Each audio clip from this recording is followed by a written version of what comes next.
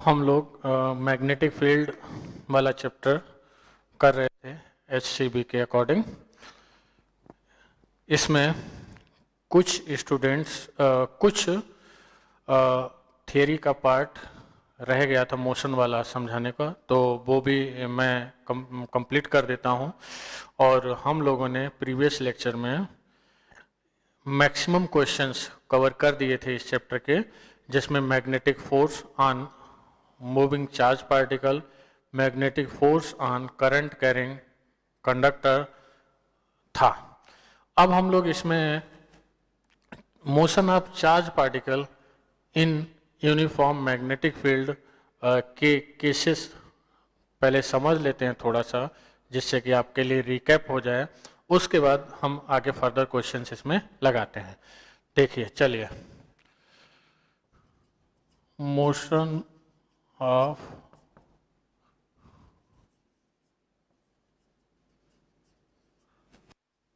Charged particle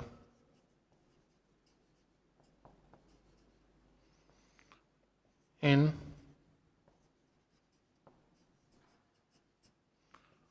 uniform magnetic field.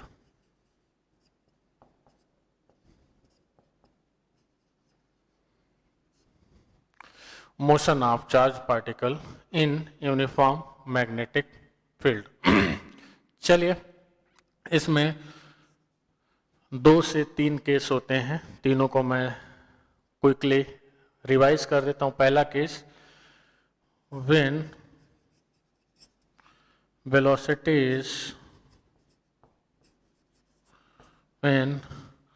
velocity is normal to magnetic field.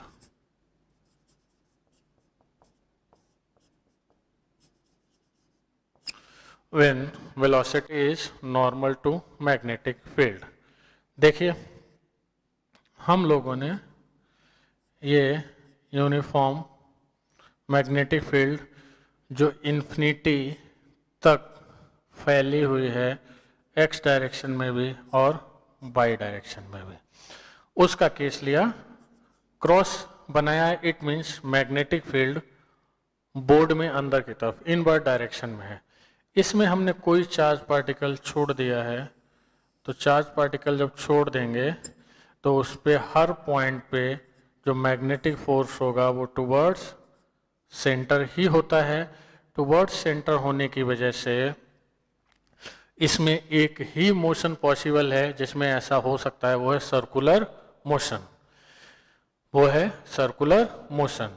और magnetic force इसमें work भी नहीं करता है, क्योंकि ऑलवेज मैग्नेटिक फोर्स की डायरेक्शन वेलोसिटी के नॉर्मल होती है।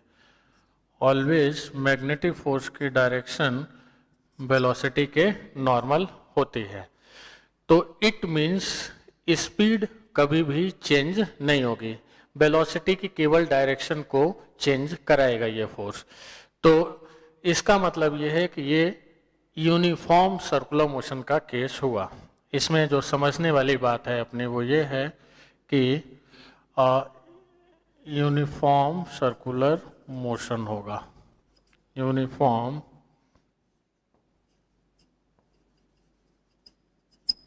Circular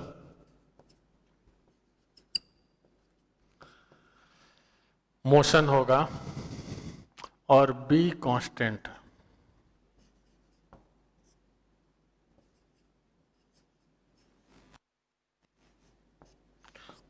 is constant. Speed constant है, वेलोसिटी नहीं। वेलोसिटी भी ये तो वेरिएबल ही है। क्यों? क्योंकि इसमें डायरेक्शन चेंज हो रही है। वेलोसिटी भी वेरिएबल ही है। अब जब यूनिफॉर्म सर्कुलर मोशन है तो हमारे लिए सर्कुलर मोशन में जितनी भी चीज़ें कैलकुलेट करनी होती हैं, जैसे रेडियस की बात करें, टाइम पीरियड की बात करें, एंगुलर एक्सेलरेशन की बात करें, एंगुलर डिस्प्लेसमेंट, वो सब आसानी से कैलकुलेट कर सकते हैं।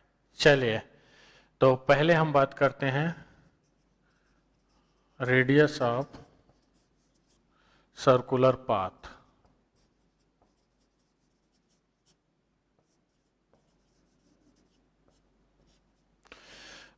टूवर्ड सेंटर जो फोर्स है वो होगा ये Q B sine equals to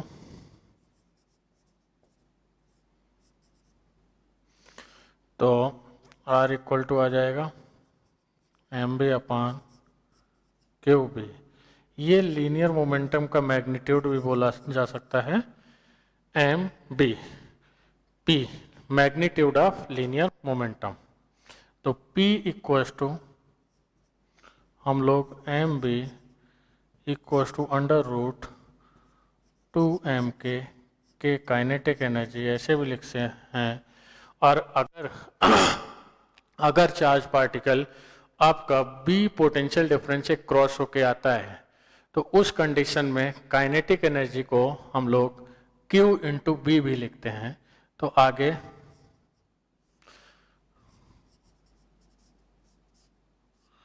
ठीक है, अगर charge particle B potential difference को क्रॉस करके आता है तो उसकी स्पीड अंडर रूट उसकी kinetic energy Q into B हो जाएगी और हम इस तरीके से वैल्यू को रिप्लेस कर सकते हैं। तो R इक्वल टू फॉर्मूला आपका M B upon Q B P upon Q B, इस तरीके से फर्दर रिप्लेसमेंट पॉसिबल है। यहाँ पे P का मतलब लीनियर मोमेंटम है, linear momentum.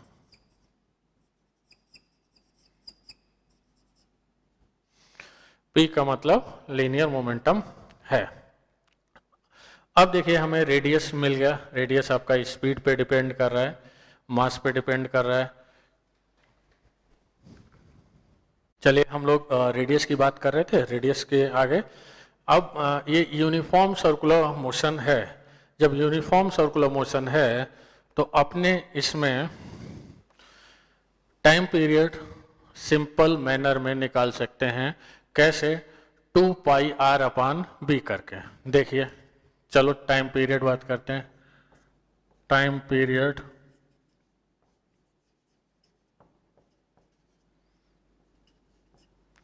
Of circular motion.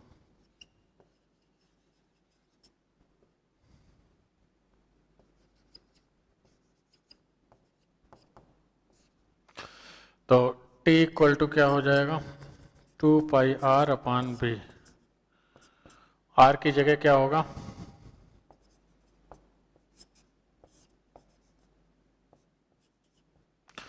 T की जगह 2 पाई एम ओवर क्यू बी, ये आ गया। खास बात क्या है, इसमें स्पीड इन्वॉल्व नहीं है, तो इंडिपेंडेंट फ्रॉम स्पीड।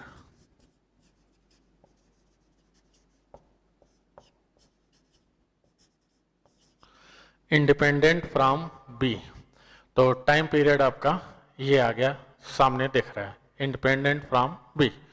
अब हम बात करते हैं एंगुलर वेलोसिटी की।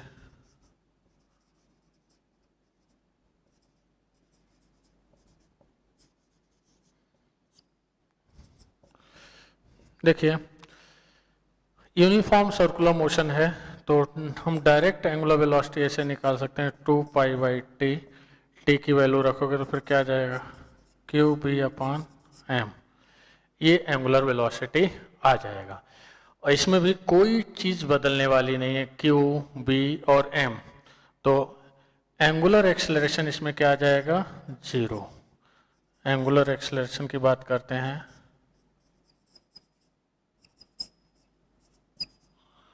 जिसको हम लोग अल्फा से दिखाते हैं। अल्फा क्या होता है? D omega over D T, और ओमेगा कांस्टेंट है, ठीक है। तो अल्फा की वैल्यू आ जाएगी 0। वैसे भी समझ सकते हो कि यूनिफॉर्म सर्कुलर मोशन हम लोगों ने लिया है, तो यूनिफॉर्म सर्कुलर मोशन में स्पीड कांस्टेंट तो ओमेगा कांस्टेंट, ओमेगा कांस्टेंट तो अल्फा की वैल्यू 100% 0 ही होगी। चलिए आगे बढ़ते हैं इसमें अब।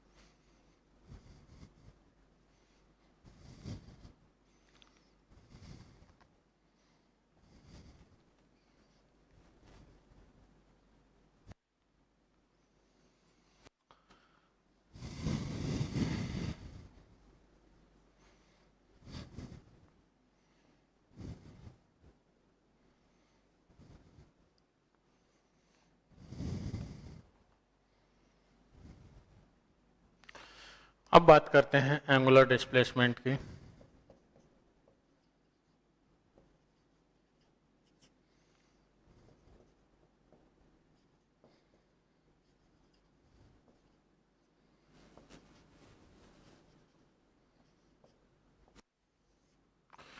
एंगुलर डिस्प्लेसमेंट, इसको डेल्टा थीटा से अपने दिखाते हैं। हम लोगों ने इक्वेशन पढ़ी होती है, delta theta equal to omega naught T plus 1/2 alpha T square, omega naught मतलब एंगुलर वेलोसिटी, तो ये हो जाएगा QB/m इंटू टी। ये डेल्टा थीटा आ गया अल्फा की वैल्यू 0। तो हम लोगों ने during circular motion of charge particle inside large magnetic field region क्या क्या देख लिया? रेडियस देख ली, टाइम पीरियड देख लिया, एंगुलर वेलोसिटी देख ली, एंगुलर एक्सेलरेशन देख लिया, इसके बाद एंगुलर डिस्प्लेसमेंट देख लिया। अब अगर मैग्नेटिक फील्ड के साथ 90 डिग्री का एंगल नहीं है तब क्या होगा, उस पे आते हैं। दूसरा केस, when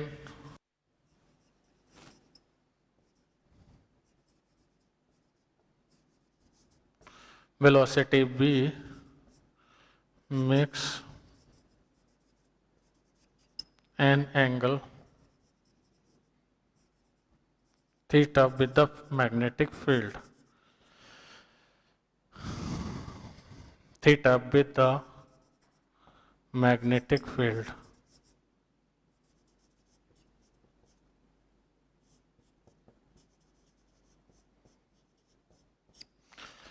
देखिए इसमें हम लोगों ने ये मैग्नेटिक फील्ड की डायरेक्शन ले ली और ये वेलोसिटी ले ली b।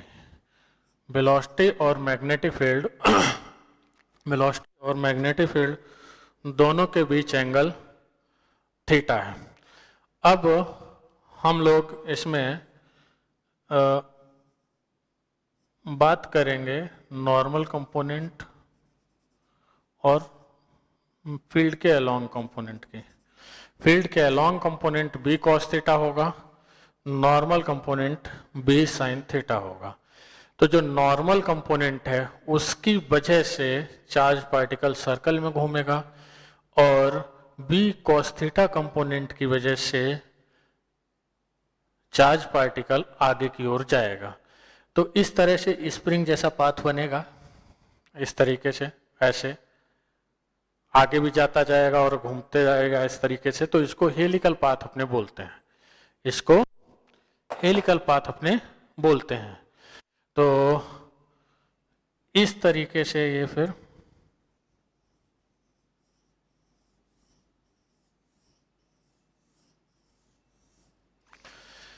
आगे की ओर बढ़ता हुआ चला जाएगा। ये आपका हेलिकल पाथ हो गया।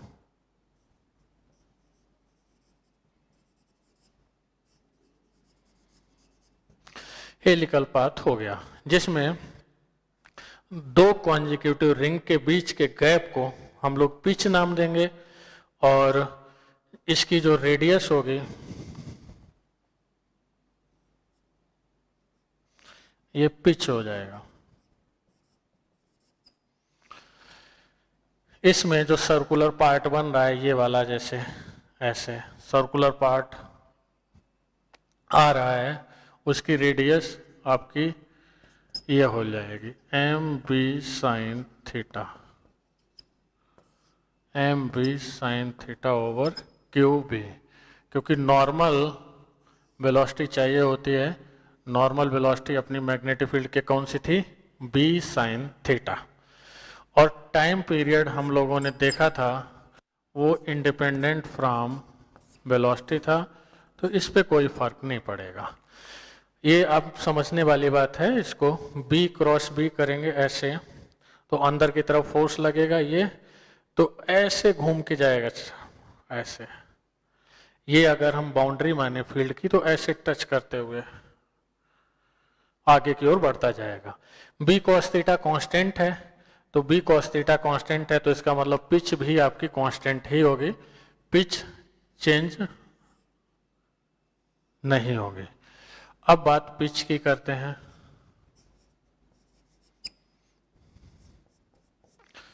एक्स डायरेक्शन का यूनिफॉर्म मोशन है, तो delta X equal to U T plus half A T square लगा देते हैं। डेल्टा एक्स मतलब पी से डिनोट कर देते हैं।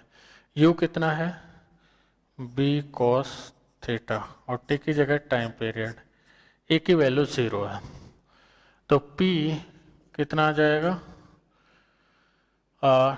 2πm B cos theta over Q B, ये पिच की वैल्यू आ गई। अब इसमें थोड़ी सी एनालिसिस ये कर लेते हैं। अगर हमने कभी कभी मैंने देखा ऐसे थियोरेटिकल क्वेश्चन होते हैं, लोग उसमें कंफ्यूजन क्रिएट करते हैं।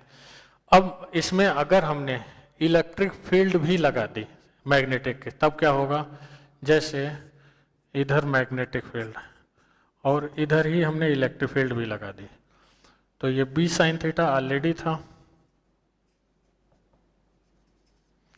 और बी कॉस थीटा इधर था, तो बी साइन थीटा की तो वैल्यू चेंज होगी नहीं, but B cos theta continue बढ़ेगा। तो इस केस में क्या होगा,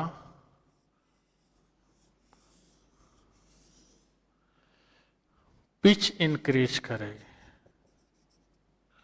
पिच इंक्रीजिंग होगी कंटिन्यू। टाइम पीरियड पे कोई फर्क नहीं पड़ेगा क्योंकि उसमें बी का कोई लेना देना नहीं है।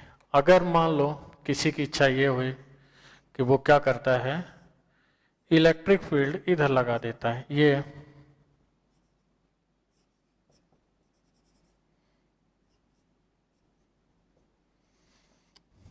इधर बी,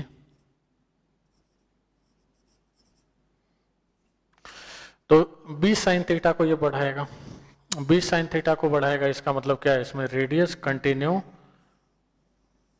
बढ़ती जाएगी बट पिच चेंज नहीं होगी, इसमें आर इंक्रीजिंग होगी।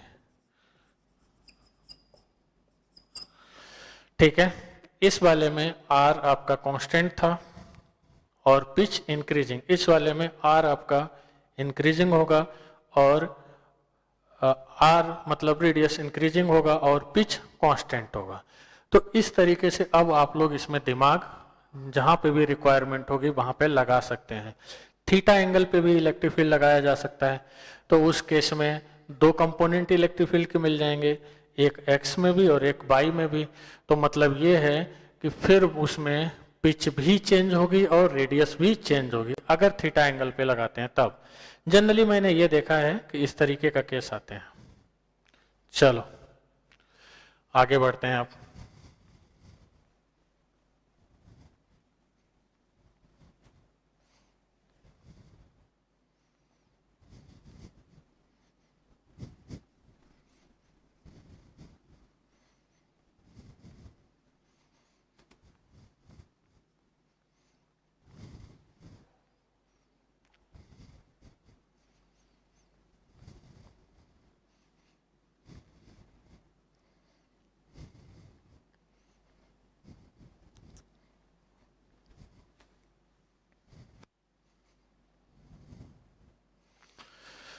हमने दो कंसेप्ट सीख लिया अभी। चार्ज पार्टिकल का मोशन तब जब लार्ज मैग्नेटिक फील्ड का एरिया है और चार्ज पार्टिकल की वेलोसिटी 90 डिग्री है मैग्नेटिक फील्ड के साथ।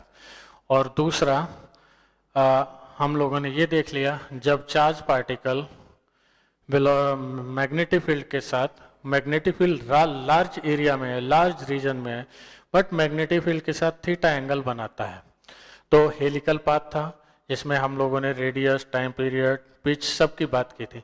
अब तीसरा देखते हैं जिसमें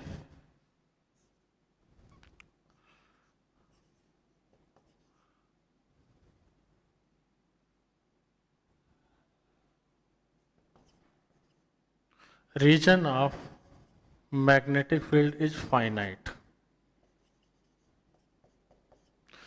Region of magnetic field is finite.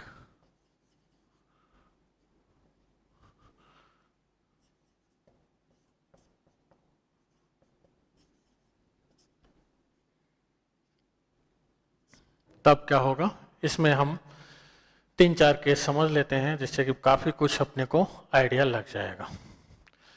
देखिए पहला केस, इसमें इधर मैग्नेटिक फील्ड 0 है और इधर इन्फिनिटी तक है। ये इनवर्ड मैग्नेटिक फील्ड हमने इधर इन्फिनिटी तक ले लिए, बट इधर 0 है।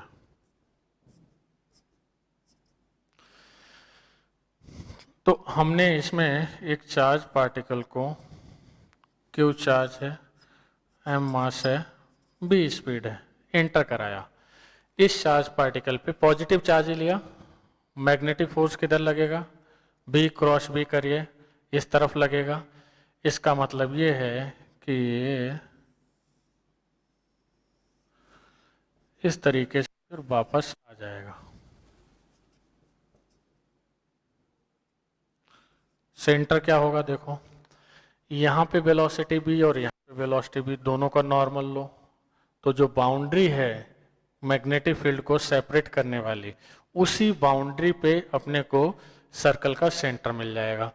रेडियस की तो कोई प्रॉब्लम है ही नहीं, रेडियस तो जितनी होती है r=mv/qb वो वही रहेगी। अब अपने देखेंगे कि इसके अंदर टाइम कितना लगा। हमको मालूम है delta theta equal to omega into delta T ही रहना है। क्यों? क्योंकि अल्फा 0 रहेगा, यूनिफॉर्म सर्कुलर मोशन होगा, अल्फा 0 ही रहेगा। तो डेल्टा थीटा की जगह क्या लिखेंगे हम, पाई, और ओमेगा की जगह क्या लिखेंगे, Q B upon M into delta T. तो डेल्टा टी हम यहाँ से निकालेंगे तो आ जाएगा पाई एम ओवर क्यू बी। या ऐसे भी समझ सकते थे कि आधा सर्कल कंप्लीट हो रहा है मैग्नेटिक फील्ड में, पूरा सर्कल कंप्लीट होने का टाइम क्या होता है, 2 पाई एम ओवर क्यू बी। तो हाफ के लिए क्या होगा, पाई एम ओवर क्यू बी। या हम लोग इस तरह से देख लें तो ये बहुत आसान पड़ जाता है, ओमेगा की जगह बस अपने उठा के क्यू बी अपान एम रखना है, ये आ जाएगा। चलो ये पहला केस था। अब दूसरे केस की बात करते हैं।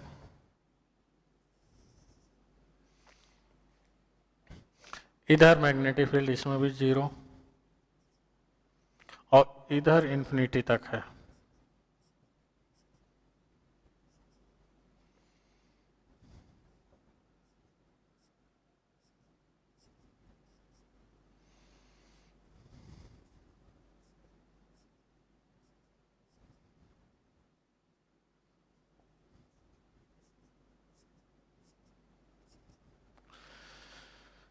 अब देखिए इसमें चार्ज पार्टिकल ऐसे एंटर कर रहा है,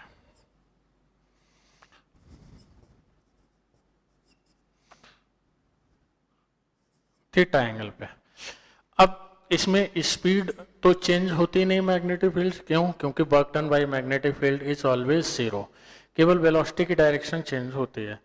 तो इसलिए इसमें जिस स्पीड से एंटर करेगा उसी स्पीड से निकलेगा, और बाउंड्री के साथ जितने एंगल पे चार्ज पार्टिकल एंटर करेगा उतने ही एंगल पे लीव भी करेगा। देखिए कैसे, कितना पार्ट बनेगा सर्कल का वो देखना है। बी क्रॉस बी करो तो इधर फोर्स लगेगा, और ये थोड़ा सा पार्ट बनाते हुए अंदर यहाँ पे नॉर्मल लो और यहाँ पे नॉर्मल लो, तो ये सर्कल का सेंटर आ जाएगा। ये हमने बाउंड्री पे नॉर्मल बना लिया। जब चार्ज पार्टिकल मैग्नेटिक फील्ड के अंदर एंटर कर जाएगा तो उस वक्त सर्कुलर पाथ होगा, और जैसे ही मैग्नेटिक फील्ड से निकलेगा फिर स्ट्रेट लाइन पाथ इन्फिनिटी तक, सीधे इन्फिनिटी को ऐसे चला जाएगा। अब देखिए ये वाली, ये एंगल अपने को थीटा मिला, ठीक है, ये 90 होना ही होना है, तो ये 90 माइनस थीटा, ये 90 तो ये भी थीटा हो जाएगा। ऐसे भी समझ सकते हो, ये लाइन इस पे नॉर्मल और ये वाली इस पे नॉर्मल, इन दोनों के बीच एंगल थीटा है तो इन दोनों के बीच एंगल भी थीटा ही होगा। ये वाली इस पे नॉर्मल और ये वाली लाइन इस पे नॉर्मल, इन दोनों के बीच एंगल थीटा है तो ये भी थीटा होगा और इधर से ये भी थीटा होगा, ये भी ये थीटा एंगल पे ही निकलेगी, क्यू बी। ठीक है, तो जो एंगुलर डिस्प्लेसमेंट है इस केस में अगर हम देखेंगे सेंटर पे तो 2 थीटा हुआ, और एंगुलर डिस्प्लेसमेंट हम लोग कैसे लिखेंगे, omega into delta T. Omega की वैल्यू हमेशा वही होगी क्यू बी अपान एम, तो ये 2 थीटा तो डेल्टा टी इक्वल टू आ जाएगा 2m theta upon Q B. ये टाइम इंटरवल इस केस में आएगा। एक केस इसमें और होता है, वो भी देखते हैं। देखिए जैसे ये वाला केस, इसमें भी इधर हमने मैग्नेटिक फील्ड को 0 किया और इधर इन्फिनिटी तक मैग्नेटिक फील्ड है।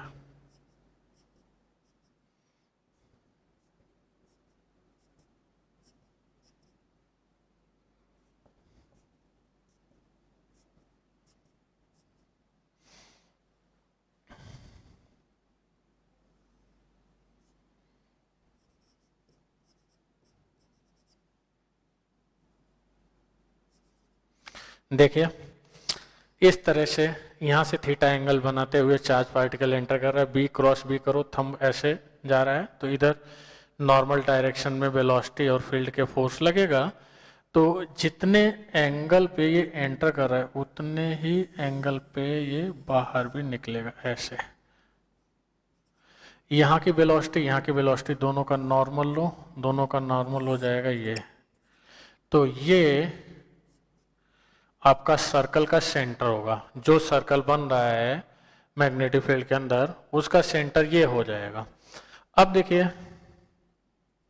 फिर से ये एंगल हमने थीटा माना, इसके नॉर्मल ये और इसके नॉर्मल ये, इन दोनों के बीच थीटा है तो यहां पे भी थीटा ही होगा। ये ध्यान से देखो, इसके नॉर्मल ये और इसके नॉर्मल ये, दोनों के बीच एंगल थीटा तो इधर भी थीटा ही होगा।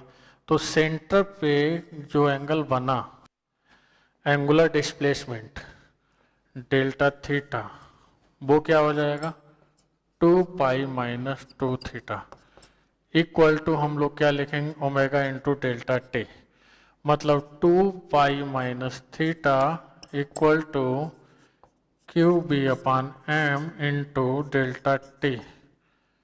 डेल्टा टी इक्वल टू क्या आ जाएगा,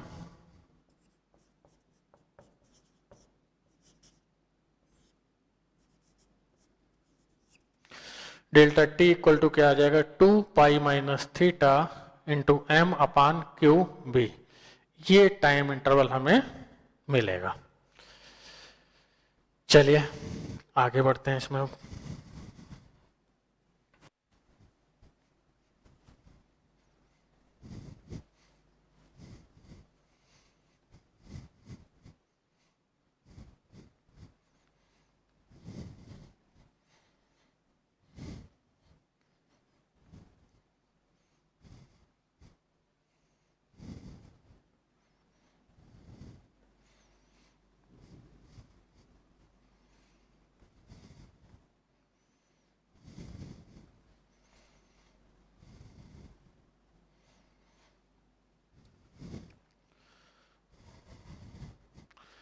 अब एक केस फोर्थ वाला और देखते हैं। हम लोगों ने मैग्नेटिक फील्ड को दोनों तरफ से, अभी तक हम क्या करते थे लेफ्ट में 0 राइट में इन्फिनिटी, अब मैग्नेटिक फील्ड की लिमिट हमने दोनों तरफ से कर दी। ठीक है, जो D है लेस देन R है, ये इस तरीके से हमने, इधर भी मैग्नेटिक फील्ड 0 और इधर भी मैग्नेटिक फील्ड 0 और बीच में ये जो गैप है D डिस्टेंस का, इसी के अंदर मैग्नेटिक फील्ड है।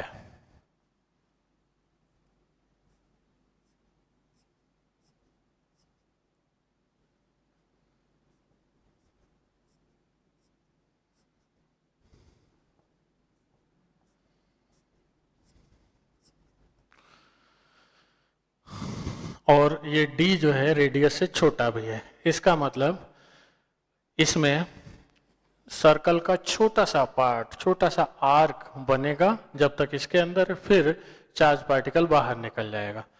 तो चार्ज पार्टिकल इस तरह से एंटर कर रहा है, q velocity v, sorry mass m, मास हम m लेते हैं। अब इस पे मैग्नेटिक फोर्स लगेगा जिसकी वजह से ये थोड़ा सा सर्कुलर पाथ में मूव करेगा। यहाँ की वेलोसिटी लो,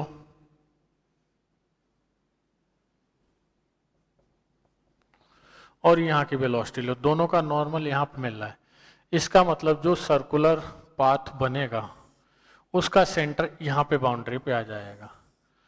अब मान लेते हैं वेलोसिटी अपनी इनिशियल डायरेक्शन के साथ, इनिशियल डायरेक्शन मतलब positive x direction, initial direction के साथ एंटी क्लॉकवाइज डायरेक्शन में कितना रोटेट कर गई, थीटा एंगल से। अब फिर से हम देखेंगे ये वाली लाइन इस पे नॉर्मल और ये वाली इस पे नॉर्मल, तो इन दोनों के बीच एंगल थीटा है, तो इन यहाँ पे भी ये क्या होगा, थीटा, ये रेडियस r होगी और ये डिस्टेंस d होगी। तो r का मतलब क्या है, mb अपान क्यू बी, और साइन थीटा इक्वल टू क्या होगा, d बाई आर।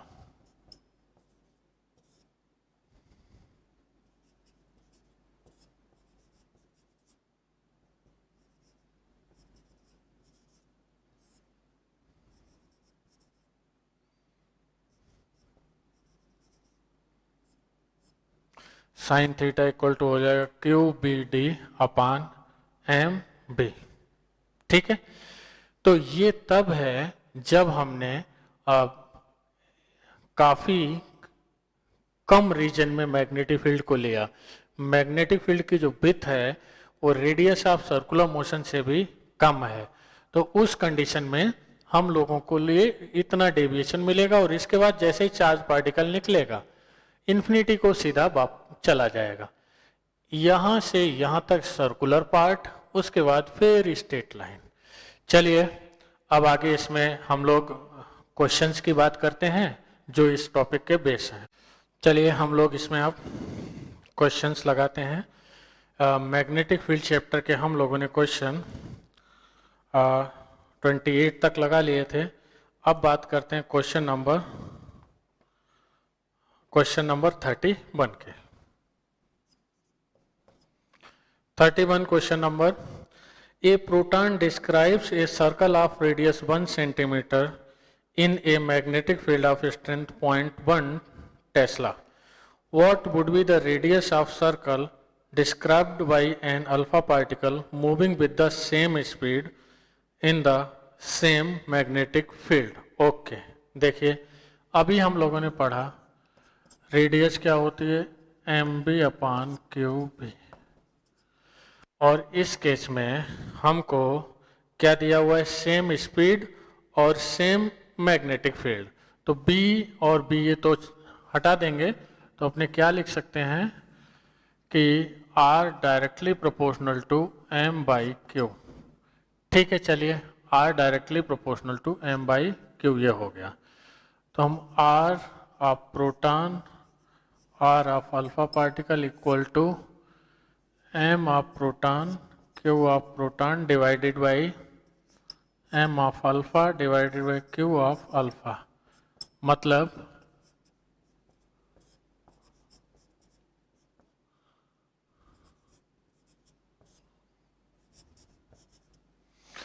रेडियस देखिए प्रोटॉन की कितनी है, 1 सेंटीमीटर। मास प्रोटॉन का m, चार्ज प्रोटॉन का e, तो मास अल्फा पार्टिकल का 2e, sorry charge alpha particle का 2e और मास अल्फा पार्टिकल का 4m लेना पड़ेगा।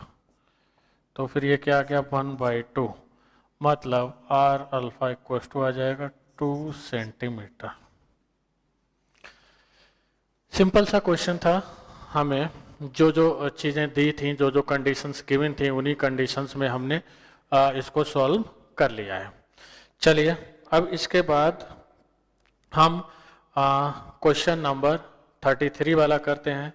33 वाले क्वेश्चन में क्या है, protons having kinetic energy K emerges from a accelerator as a narrow beam, the perpendicular magnetic field so that it just misses a plane target kept at L length in front of accelerator.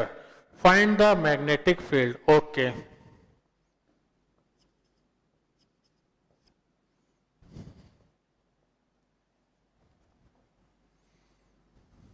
देखिए ये target है और एक accelerator से proton beam ऐसे निकले। Accelerator और target के बीच में डिस्टेंस दे रखी L।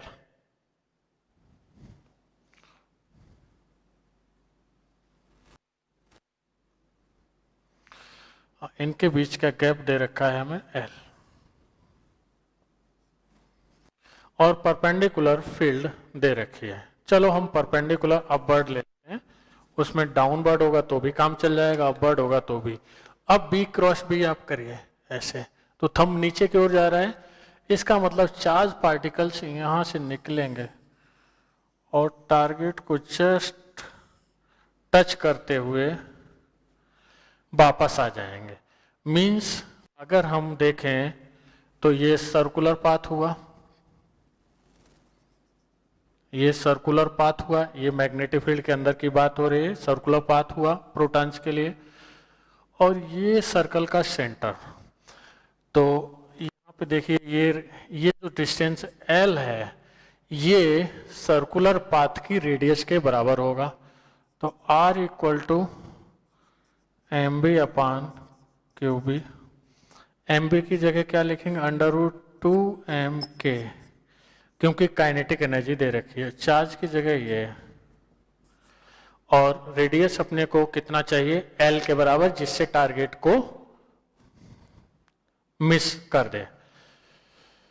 तो B इक्वल टू यहां से देखेंगे तो क्या आ जाएगा, √2m_k divided by E into L। ये आपका आ जाएगा मिनिमम मैग्नेटिक फील्ड, जिससे ये प्रोटॉन बीम टारगेट से पहुंचने से पहले ही सर्कुलर पाथ में फिर वापस लौट जाएगी। बस अपने को यही ध्यान रखना था कि जब ये बीम वापस लौटेगी तो मिनिमम जो रेडियस है मैक्सिमम सर्कुलर पाथ की, वो इन दोनों के बीच के गैप के बराबर होनी चाहिए। चलिए ये 33 वाला क्वेश्चन हो गया।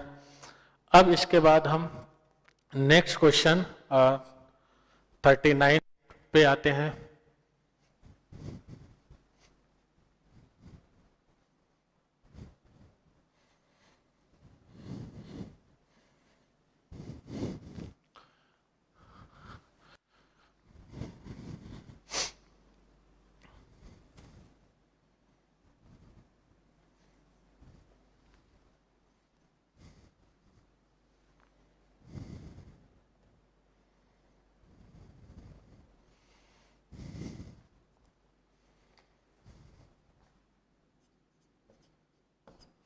थर्टी 39 वाला क्वेश्चन मैं पहले रीड करके बताता हूं। ए particle of mass m and charge q is projected into a region having a perpendicular magnetic field. Full stop. Find the angle of deviation of the particle as it comes out of the magnetic field if the width of the region is very slightly smaller than। हमने अभी concept तो इसका सीखा था कि deviation angle कैसे निकालेंगे। तो 39 में ए वाले पार्ट में हमें डी ऑलमोस्ट, मैं ऐसे लिखता हूं approximately, D approximately equal to M B upon Q B, जो कि अपने क्या मानते हैं, radius of the circular path in magnetic field. अभी हम लोगों ने पढ़ा था, देखो ऐसे बना लेते हैं फिर से, ये यूनिफॉर्म मैग्नेटिक फील्ड है,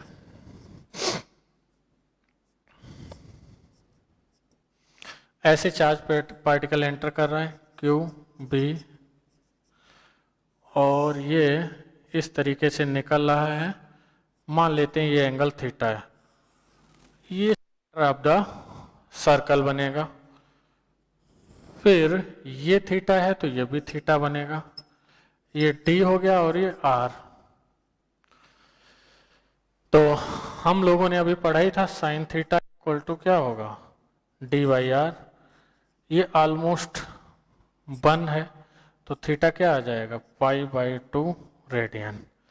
इसका मतलब फर्स्ट केस में जो एंगल ऑफ डेविएशन होगा वो कितना होगा, π/2 रेडियन, और बी वाले पार्ट में अपने को डी की वैल्यू अप्रोक्सीमेटली दे रखी है mb/2 तो इसमें अब मैं बार बार डायग्राम नहीं बना रहा हूँ, sine theta equal to d/r, D की जगह पे लिखो mb/2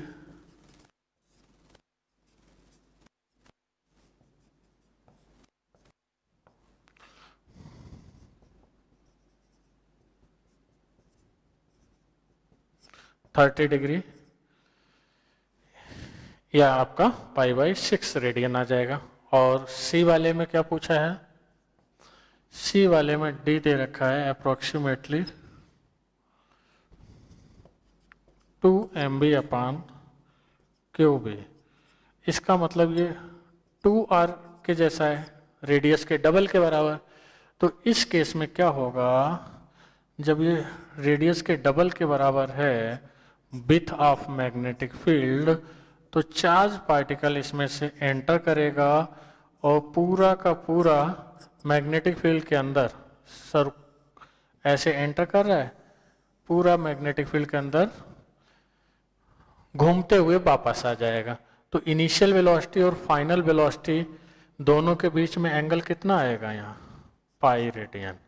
कुछ लोग इसमें फार्मूला लगाने की कोशिश करते हैं, काबिल तो होते हैं स्टूडेंट, तो d/r यानी 2r/r, फिर लोग कहते हैं कि ये तो पॉसिबल ही नहीं, रियल में मैथमेटिकली ये चीज़ पॉसिबल नहीं, मैथमेटिकली पॉसिबल नहीं है। इसका मीनिंग ये है कि इसमें चार्ज पार्टिकल अपना आधा रिंग बनाते हुए, आधा सर्कल बनाते हुए वापस लौट जाएगा, और उस रिंग का अगर हमें सेंटर निकालना पड़ जाए तो ये जो बाउंड्री है मैग्नेटिक फील्ड को सेपरेट करने वाली, उसकी बाउंड्री पे मैग्नेटिक फील्ड सर्कल का सेंटर आएगा। ठीक है, तो ये इतना दिया या इससे और ज्यादा, जब भी ग्रेटर देन आर होगा, थोड़ा सा भी आर से ग्रेटर होगा ये विड्थ, तो आधा सर्कल बनाते हुए वापस लौट जाएगा। इधर फील्ड है नहीं तो फिर इन्फिनिटी तक वापस इसी तरह से जाएगा। चलिए, अब ये जरूर ध्यान रखना है, कुछ लोग ये फार्मूला लगा के बोलते हैं कि आंसर गलत दिया है, ये तो 2 आ रहा है, पाई कैसे आ गया। तो समझ में आ गया होगा, पाई इसलिए आ रहा है क्योंकि आधा सर्कल बना के मैग्नेटिक फील्ड में चार्ज पार्टिकल वापस चला जाता है, और साइन थीटा की 2 वैल्यू पॉसिबल नहीं है।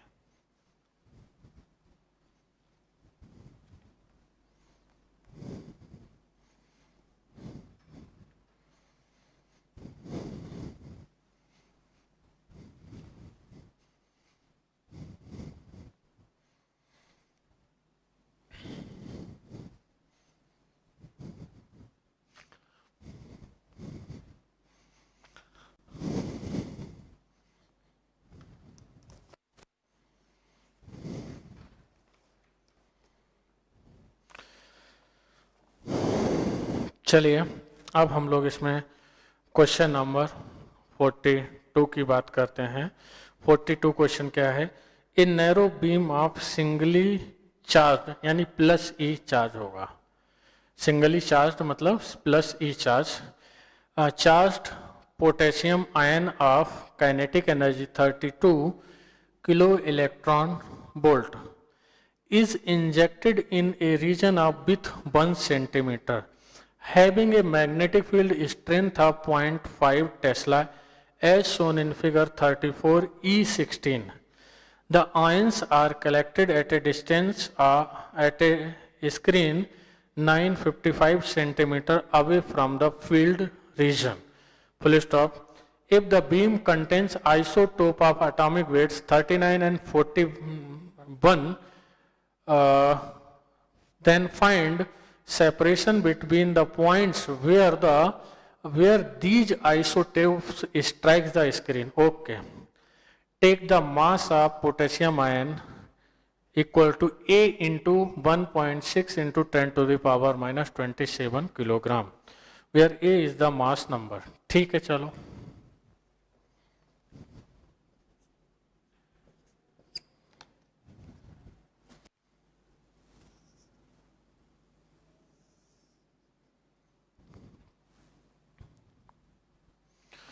ये देखिए अपने को काफी कम विड्थ के अंदर मैग्नेटिक फील्ड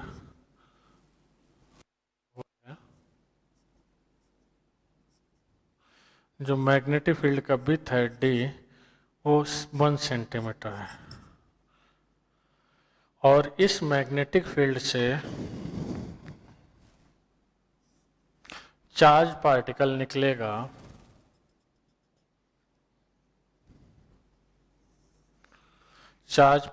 इस मैग्नेटिक फील्ड से चार्ज पार्टिकल निकलेगा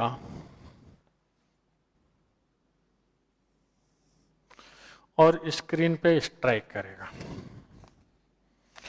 स्क्रीन की डिस्टेंस हमको दे रखी है, चलो जो भी दे रखी है हम x मान लेते हैं, बाद में वैल्यू सब रखेंगे। अब चार्ज पार्टिकल में दो आइसोटोप हैं, चार्ज तो एक ही है, प्लस ही सिंगली आयोनाइज्ड है, सिंगली चार्ज है, बट मास अलग अलग है, तो इसकी वजह से रेडियस अलग अलग हो जाएगी। यहाँ पे तो ये जो सर्कल बनेगा अंदर वो अपने को मालूम है, उसका सेंटर यहाँ पे होगा। अब मान लेते हैं हॉरिजॉन्टल के साथ ये कितना एंगल पे, थीटा एंगल पे निकला, तो स्क्रीन पे जाके कहीं ना कहीं चार्ज पार्टिकल स्ट्राइक करेगा। मान लेते हैं ये थीटा एंगल पे स्ट्राइक, थीटा एंगल से यहां लीव कर रहा है, ठीक है, थीटा एंगल से लीव कर रहा है और ये जो डिस्टेंस हमने ले है ये यहां से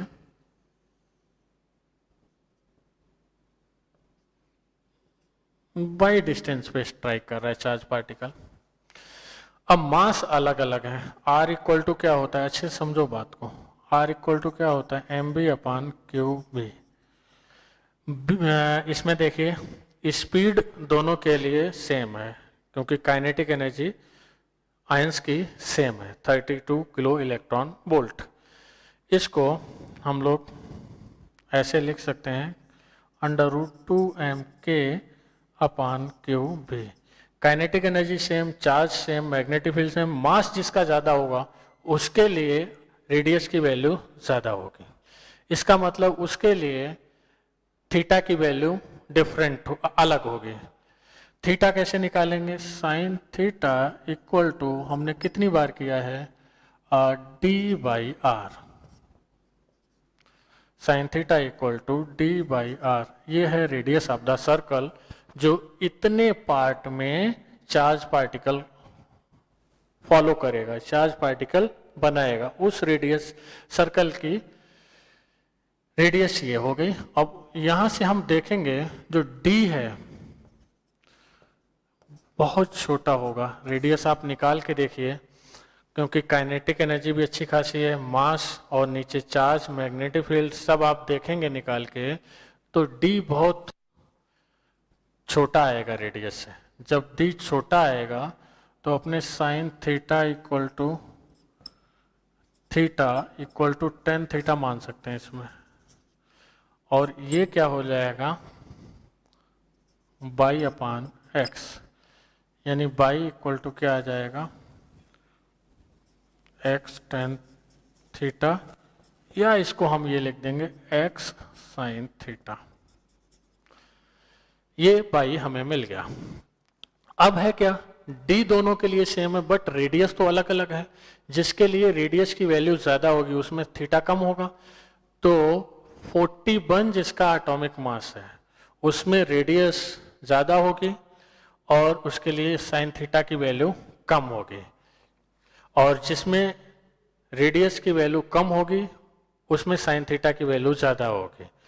तो हमारे पास दो थे, हाँ, इसमें जो आइसोटोप हैं जिसमें नंबर ऑफ प्रोटॉन सेम होते हैं, एटॉमिक नंबर अलग अलग होता है, दो दिए हैं देखो, एक 39 और एक दिया हुआ है 41।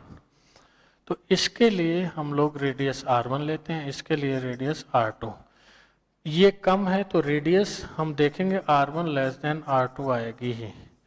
जिसके लिए रेडियस कम है उसके लिए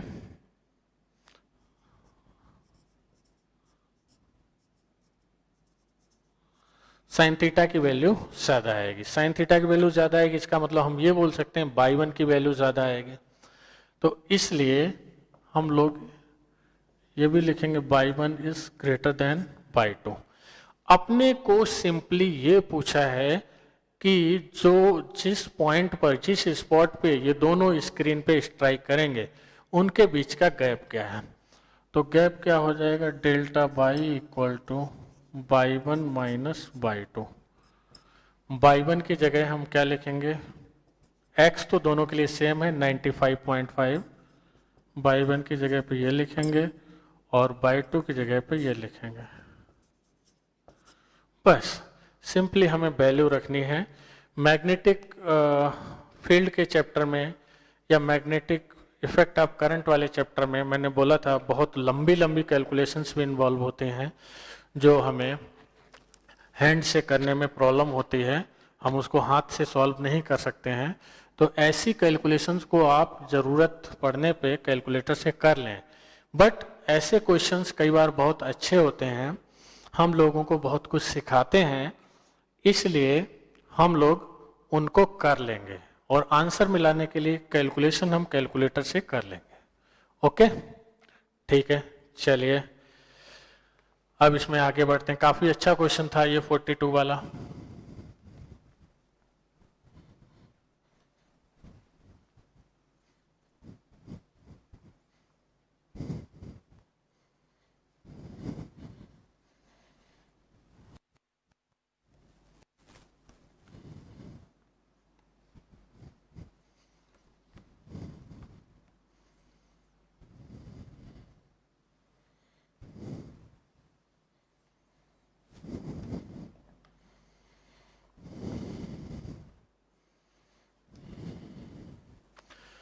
चलिए हम लोग नेक्स्ट 43 वाले क्वेश्चन पे बात करते हैं। 43 वाला question, figure 34E17 shows a convex lens of focal length 12 centimeter lying in a uniform magnetic field B of magnitude 1.2 Tesla parallel to its principal axis, full stop. A particle having a charge 2 into 10 to the power minus 3 coulomb and mass 2 into 10 to the power minus 5 kilogram is projected perpendicular to plane of the diagram with a speed of 48 meter per second. The particle moves along a circle with its center on the principal axis at a distance of 18 centimeter from the lens, so that the image of the particle goes along a circle and find radius of that circle. Okay.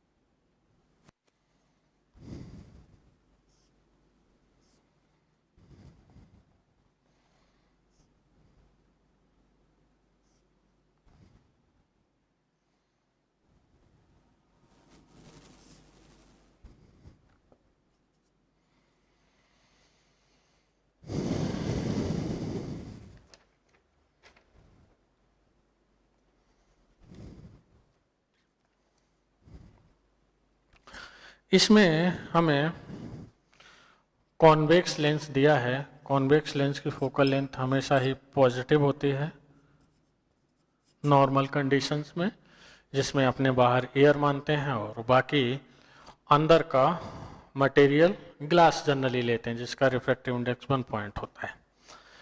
अब particle के ऊपर charge कितना दिया हुआ है, Q equal to 2 into 10⁻³ coulomb. Mass कितना दिया हुआ है,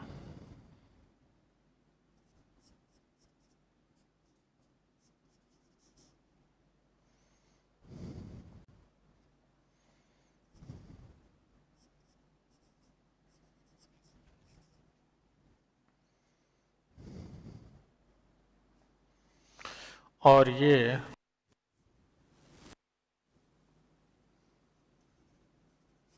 एटीन सेंटीमीटर पे रखा है। मतलब U हमेशा रियल ऑब्जेक्ट के लिए नेगेटिव ही लेना है। अब हमसे पहले पार्ट में क्या पूछा है, so that image of the particle goes along a circle and find radius of that circle. देखिए इसमें कोई बहुत डिफिकल्टी वाली बात नहीं है। अपने इसको ऐसे समझते हैं, जैसे मान लो ये प्रिंसिपल एक्सिस है। अगर हमने ऑब्जेक्ट ऊपर रखा, इस केस में रियल इमेज बनेगी, ये तो दिख ही रहा है आपको, देखो फोकस से बाहर रखा है तो रियल इमेज हमेशा इन्वर्टेड होती है। हमने ऐसे ऊपर रखा ऑब्जेक्ट तो इमेज ऐसे नीचे, हमने इस तरीके से रखा तो इमेज ऐसे, और हमने ऑब्जेक्ट ऐसे रखा तो इमेज ऐसे, हमने ऑब्जेक्ट ऐसे रखा तो इमेज ऐसे। मतलब ये है जिस भी लोकेशन में, जिस एंगल पे हॉरिजॉन्टल के साथ हम रखेंगे ऑब्जेक्ट को, उसी के अपोजिट मैनर में हमें जो है इमेज मिलेगी। अगर हम ऑब्जेक्ट के अंदर ऐसे, अगर ऑब्जेक्ट को अंदर ऐसे हम घुमाना शुरू कर दें तो उसी लोकेशन पे इमेज भी घूमना शुरू कर देगी। U और B तो कोई भी चेंज नहीं हो रहा है, तो हमने स्पीड इसको ऐसे दी, ऐसे ये, तो ऑब्जेक्ट अगर घूम रहा है कंटिन्यू तो इमेज भी घूमेगी। ऑब्जेक्ट अगर सर्कल में घूम रहा है तो इमेज भी सर्कल में घूमेगी। क्यों? क्योंकि किसी भी लोकेशन में ऑब्जेक्ट रखा जाए हमेशा ही उसकी लोकेशन के अपोजिट इमेज बननी है। तो सर्कल में अगर घूम रहा है तो सर्कल में ही घूमेगा। हाँ, 180 डिग्री का फेज रहेगा। जो रेडियस ऑब्जेक्ट की होगी और इमेज की होगी, उन दोनों के बीच में 180 डिग्री का फेज डिफरेंस होगा, बट कंटिन्यू रोटेट होता रहेगा। चलिए, तो पहला पार्ट तो इसमें समझ में आ जाता है कि कंटिन्यू रोटेट करता रहेगा। अब जो भी ऑब्जेक्ट की रेडियस है, यहां पे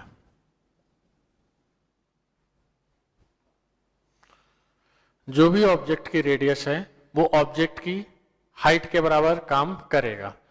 तो हम एक बार रेडियस को कैलकुलेट भी कर लेते हैं। क्या होगा, mb अपान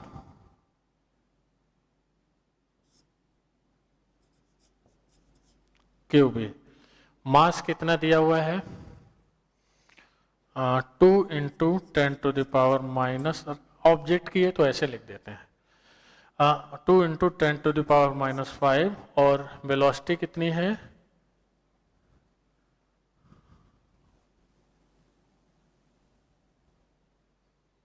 48 मीटर पर, और Q कितना है, 2 इंटू 10⁻⁻3। मैग्नेटिक फील्ड कितना है, चलिए वो भी सब देखते हैं।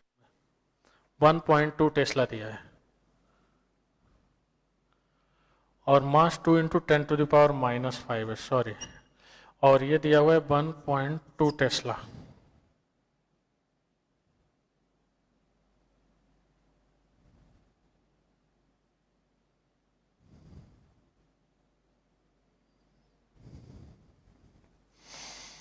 चलिए,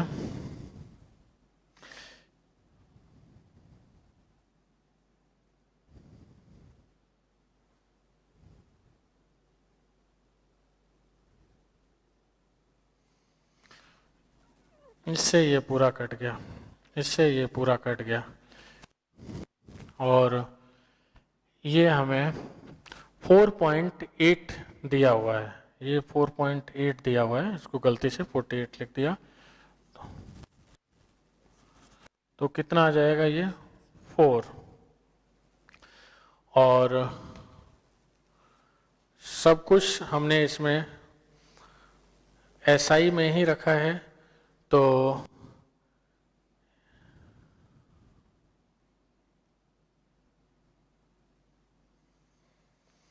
एक मिनट, मास कितना है 2 × 10⁻⁻⁵, और अरे सॉरी, ये चार्ज हमने 10⁻³ रखना है ना, हाँ, तो ये आपका 10⁻⁻, और ये क्या आ गया 4 × 10⁻² मीटर, और सेंटीमीटर में बदलेंगे तो क्या आ जाएगा 4 सेंटीमीटर। ये यहाँ पे 4.8 मीटर पर सेकेंड है, और चार्ज की वैल्यू रखनी है, मैं गलती से मास की वैल्यू रख रहा था। तो ये रेडियस ऑब्जेक्ट की आ गई, ये ऑब्जेक्ट की हाइट की तरह काम करेगा, ये ऑब्जेक्ट की हाइट की तरह काम करेगा। ओके, ठीक है। अब हमें इमेज की हाइट यानी इमेज की रेडियस निकालनी है, तो लेंस के लिए फॉर्मूला क्या होता है, lens equation 1/b - 1/u = 1/f, तो 1/b माइनस u की जगह पे क्या लिखेंगे, माइनस का 18 और 12, तो 1/b = क्या आ जाएगा 1/12 माइनस 1/18, तो ये क्या आ गया 36, 3 - 2, ठीक है। तो मैग्निफिकेशन क्या हो जाएगा, m = b/u = I/O। I मतलब रेडियस ऑफ इमेज, O मतलब रेडियस ऑफ ऑब्जेक्ट। B कितना दिया हुआ है प्लस का 36, U कितना है माइनस का 18, और रेडियस ऑफ इमेज हमें निकालना है, रेडियस ऑफ ऑब्जेक्ट कितना है प्लस का 4, तो रेडियस ऑफ इमेज कितना आ जाएगा माइनस का 8 सेंटीमीटर, क्या आ जाएगा माइनस का 8 सेंटीमीटर। मतलब ये है कि अगर हम लोगों ने ऑब्जेक्ट इस लोकेशन पे रखा, तो रखने के बाद मैग्नेटिक फील्ड की वजह से ऑब्जेक्ट ये सर्कुलर पाथ में घूमेगा, क्योंकि इन्होंने ऐसे नॉर्मल वेलोसिटी दी, और मैग्नेटिक फील्ड ऐसे है, B क्रॉस B करेंगे, ऐसे normal to principal axis velocity दी, और मैग्नेटिक फील्ड पॉजिटिव एक्स में B क्रॉस B करिए, तो इस तरीके से ये हमने लिया, ये एक्सिस हुई, तो इस तरीके से चार्ज पार्टिकल कंटिन्यू घूमता रहेगा, चार्ज पार्टिकल कंटिन्यू ऐसे घूमता रहेगा। जब चार्ज पार्टिकल घूमना शुरू करेगा तो जहां पे भी इमेज है, बट ऑब्जेक्ट की डिस्टेंस चेंज नहीं हो रही है, फिक्स डिस्टेंस पे घूम रहा है, तो इमेज भी घूमना शुरू कर देगी। हाँ, यहाँ पर बिना मैग्नेटिक फील्ड के चार्ज पार्टिकल का घूमना पॉसिबल नहीं था, तो मैग्नेटिक फील्ड का काम यहाँ पर चार्ज पार्टिकल को घुमाना है। तो चार्ज पार्टिकल घूमने के दौरान जितनी हाइट मतलब जितनी रेडियस पे घूम रहा है, वही रेडियस ऑब्जेक्ट की हाइट के लिए तरह काम करेगी, और सेम मैनर में हम लोग इमेज जितनी हाइट पे घूमेगी, वो हाइट वो रेडियस दोनों एक ही बात हो जाएंगी। मतलब जो रेडियस होगी इमेज की घूमने की, वही हाइट ऑफ द ऑब्जेक्ट, वो हमने यहाँ पे किया है मैग्निफिकेशन का फॉर्मूला लगा के, और ये हमने लेंस का इक्वेशन लगाया। कॉन्वेक्स लेंस के लिए फोकल लेंथ हमेशा पॉजिटिव होती है, और रियल ऑब्जेक्ट के लिए यू हमेशा नेगेटिव होता है, और स्पीड यहाँ पर 4.8 दे रखी है, और सारी चीजें हमने यहाँ पे रख ली, mv/q, चार्ज ये दिया हुआ है, मास ये दिया हुआ है, ठीक है। ओके, हम लोगों ने इसमें काफी क्वेश्चन इस लेक्चर में जो चार्ज पार्टिकल के मैग्नेटिक फील्ड में मोशन की जो थियोरी थी वो भी अच्छे से समझी, उसके बाद उस पर ढेर सारे क्वेश्चंस भी किए हैं। तो काफ़ी हद तक क्वेश्चन और थियोरी मैग्नेटिज्म की, मैग्नेटिक फील्ड की अपनी हो चुकी है। थोड़े से क्वेश्चंस बचते हैं अभी भी डिस्कस होने को इस चैप्टर में, तो अपने नेक्स्ट क्लास में उनको हम कवर करेंगे। Okay, best of luck.